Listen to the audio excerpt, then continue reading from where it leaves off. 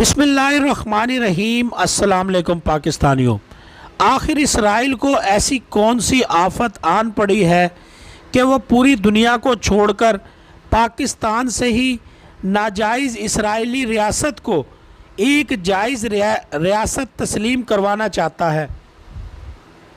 और ऐसा क्यों है कि पाकिस्तान में होने वाले लसानी वो फ़िरका वारियत से भरपूर हर फसाद के पीछे इसराइल का हाथ होता है। पाकिस्तान और इसराइल दोनों ऐसी रियासतें हैं जो एक नज़रिए पर बनी हैं, पाकिस्तान इस्लाम के नज़रिए पर, जबकि इसराइल यहूदियत के नज़रिए पर वजूद में आई। मगर ये दोनों नज़रियात एक दूसरे का उलट है। इनका टकराव हमेशा हर दौर में रहा। क्या में पाकिस्तान के से लेकर ही ये ऐलान कर दिया गया था कि पाकिस्तान कभी भी इसराइल की मुतनाज़ा मुमलिकत को तस्लीम नहीं करेगा। ये अल्फाज बाबा कौम कायद आज़म मोहम्मद अली जिन्ना रहमतुल्लाह अलैह के थे। पहले दिन से ही इसराइल पाकिस्तान से खाइफ था और पाकिस्तान का वजूद इसके लिए बाइस से तस्लीम नहीं था। पाकिस्तान के पहले वज़ीर आज़म लियाकत अली ख़ान को एक बड़ी रकम बतौर इमदाद का लालच भी दिया गया था, जो उस वक्त अरबों डॉलर मालियत की रकम बनती थी। लेकिन शर्त ये रखी गई कि एक बार इसराइल को एक जायज़ रियासत तस्लीम करने का ऐलान करे।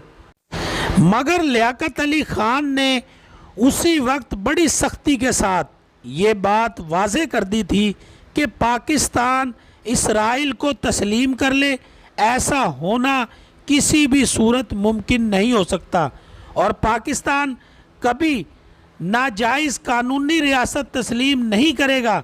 अब यहाँ पर सवाल उठता है कि आखिर इसराइल को ऐसी कौन सी आफत आन पड़ी थी कि वो सारी दुनिया को छोड़कर पाकिस्तान से ही ख़ुद को क्यों तस्लीम करवाना चाहता था और आज तक यही चाह रहा है कि पाकिस्तान उसको जायज़ रियासत तस्लीम कर ले। ऐसा क्यों है? ये बहुत ही आम सवालात है, मगर इनके जवाब बहुत ही ख़ास है। मोहतरम और प्यारे पाकिस्तानियों, पाकिस्तान बनने के कुछ अरसे बाद ही इसराइल के वज़ीर आज़म ने अपने सयूनी कौम को मुखातिब करके कहा था कि तुम्हें अरब कौम और अरब ममालिक से कोई ख़तरा नहीं होगा। अगर किसी कौम या मुल्क से इसराइल को ख़तरा है तो वो पाकिस्तान है। अगर इसराइल को ग्रेट इसराइल बनाना है तो तुम्हें पाकिस्तान के वजूद को हर हाल में मिटाना ही होगा। ये नसीहत सयूनी यहूदियों ने नस्ल दर नस्ल परवान चढ़ाई है और आज भी इसी पर कारबंद है और पाकिस्तान को मिटाने के लिए नित नए हरबे तलाश कर रहे हैं।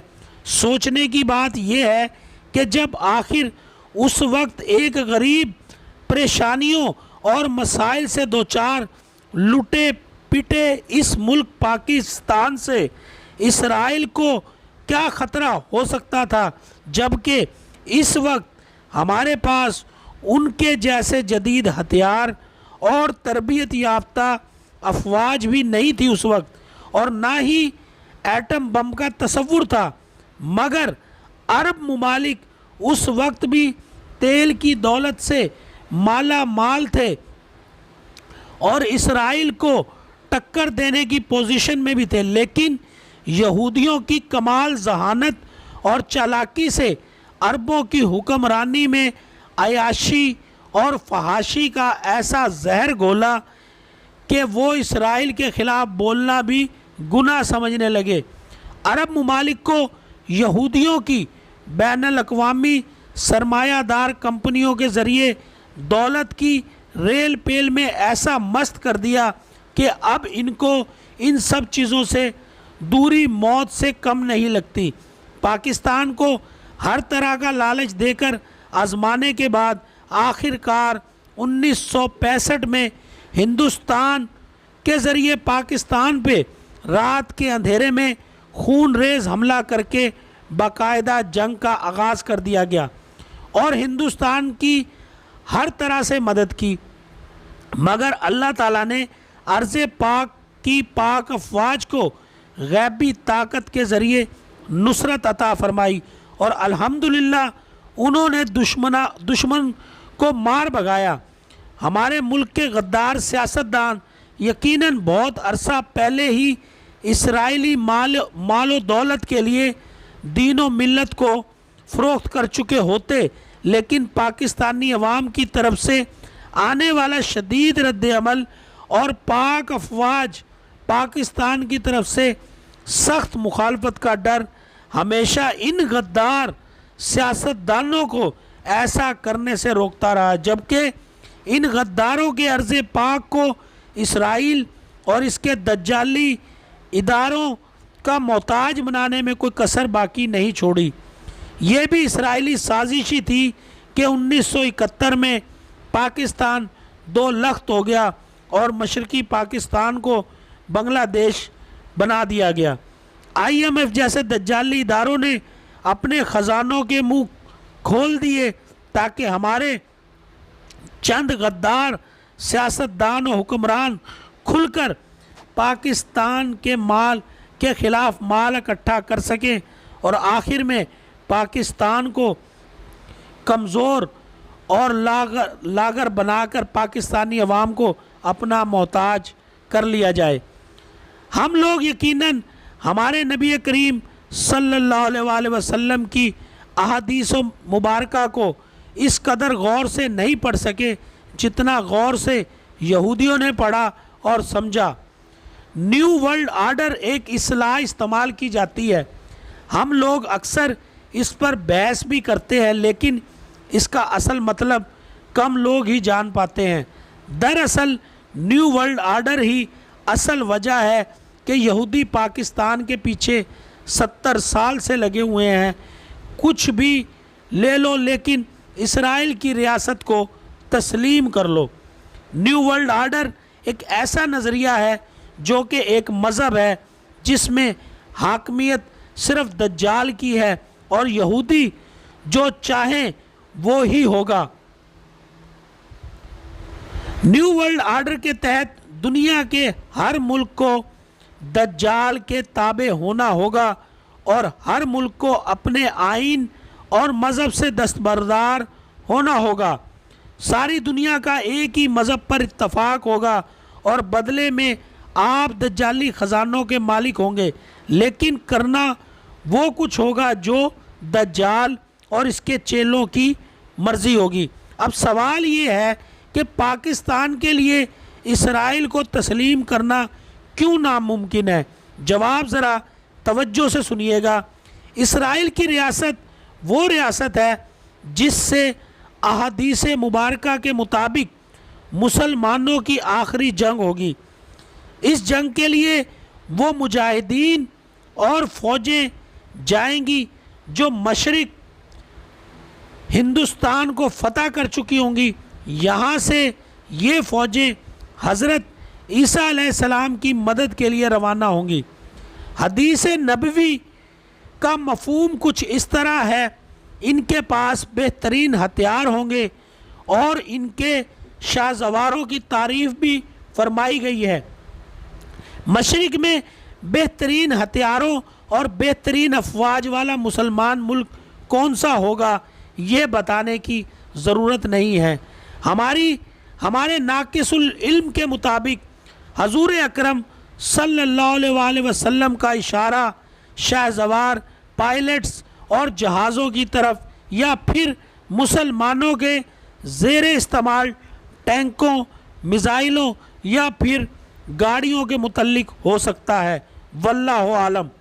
آپ صلی اللہ علیہ وسلم نے فرمایا، مجھے ہند سے ٹھنڈی ہوا آتی ہے، بقول اقبال کے میر عرب کو آئی ٹھنڈی ہوا جہاں سے، میرا وطن وہی ہے، میرا وطن وہی ہے۔ ہند میں کون سا ملک اسلام کے نام پر اور اللہ تعالیٰ کے نبی حضرت محمد صلی اللہ علیہ وسلم کی دعا سے وجود میں آیا اور کن کن عظیم ہستیوں نے اس ملک کے قیام میں کردار ادا کیا، یہ بھی بتانے کی ضرورت نہیں۔